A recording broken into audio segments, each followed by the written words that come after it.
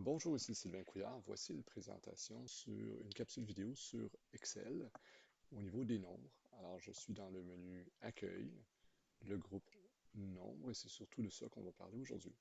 Alors, si j'inscris par exemple un chiffre ou un nombre, 9, un autre 4, je peux faire des additions, des multiplications et toutes sortes d'autres choses.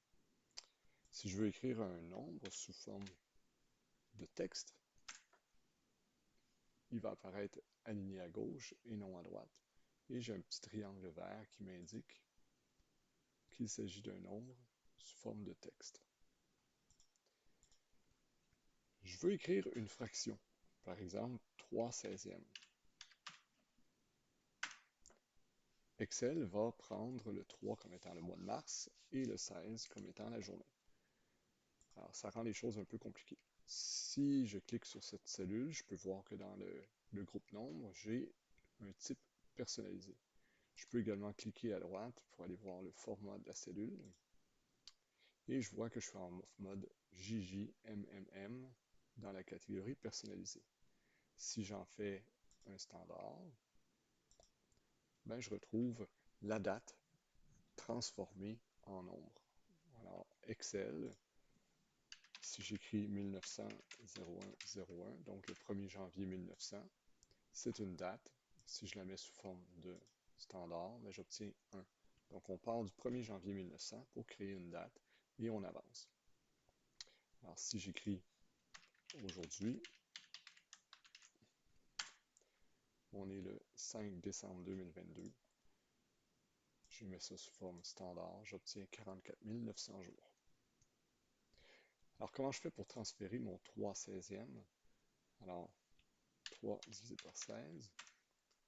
J'obtiens encore une date.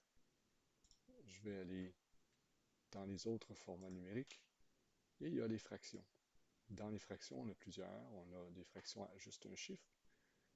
Alors, des 16e, ça ne marchera pas.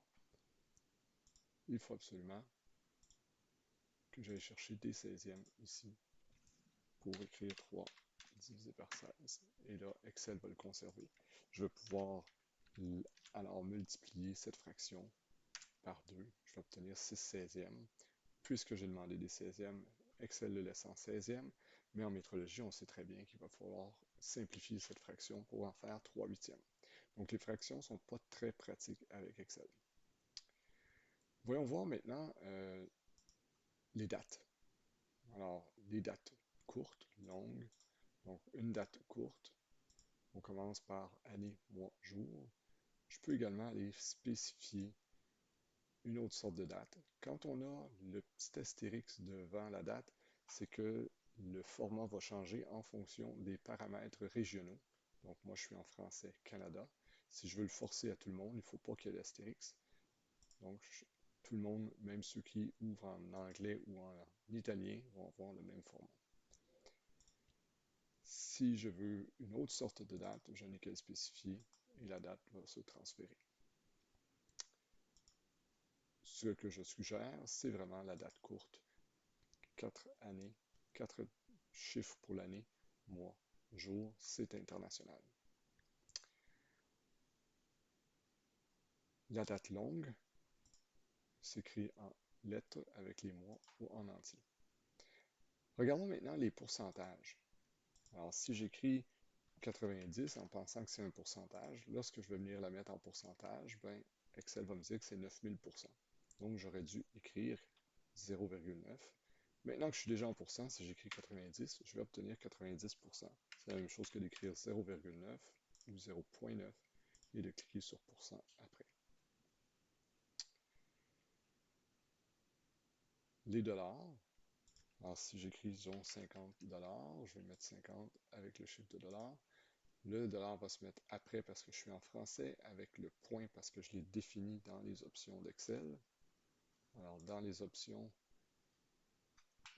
avancées, je peux déterminer ce que je vais utiliser pour séparer, pour les séparateurs. Pour les décimales, j'ai décidé de prendre le point plutôt que ce que le système me donnait.